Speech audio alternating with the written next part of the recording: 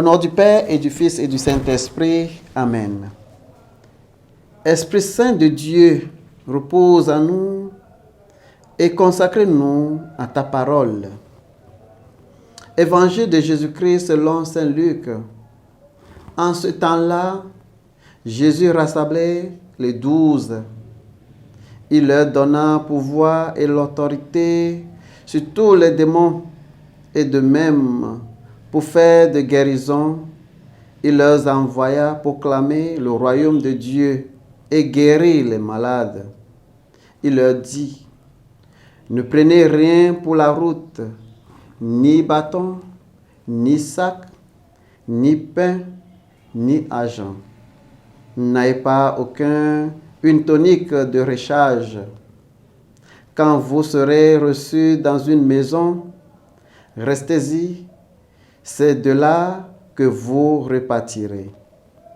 Et si les gens ne vous accueillent pas, sortez de la ville et secouez la poussière de vos pieds. Ce sera un témoignage contre eux. Ils partirent et ils s'en allaient de village en village, annonçant la bonne nouvelle et en faisant partout des guérisons. Acclamons la parole de Dieu. Bien-aimés du Seigneur, loué soit Jésus-Christ. Aujourd'hui, mercredi 24 septembre 2025. Nous commençons la lecture aujourd'hui avec Jésus envoyant ses 12 choisis en mission. C'est la première fois qu'il les envoyait seuls sans être avec eux. Jésus donne à ses 12 disciples une commission limitée pour prêcher le royaume de Dieu et exercer l'autorité sur le démon et le malade. Un moment crucial dans leur formation ministérielle.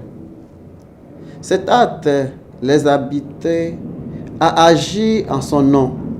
Une responsabilité qui inclut la confiance à la provision de Dieu et un engagement vers un monde de vie simple, excepte de la destruction mondiale. La mission leur apprend également comment réagir lorsque leur message est rejeté. L'hostilité peut s'accrocher comme la poussière aux pieds et entrevoir toute croissance ultérieure.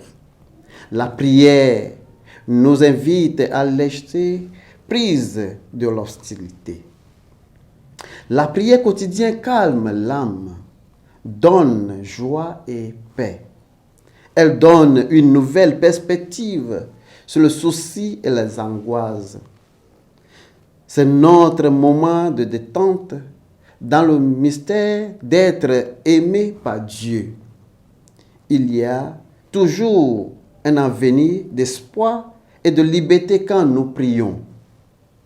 La même mission est confiée à chacun de nous, même si elle sera évidemment adaptée à notre situation de vie. Nous sommes appelés individuellement et en communauté à proclamer l'Évangile par la parole et par le style de vie. Nous sommes appelés à vivre de vie de simplicité, en utilisant seulement les choses dont nous avons besoin pour la vie et le travail, en rejetant toute superflu et luxe.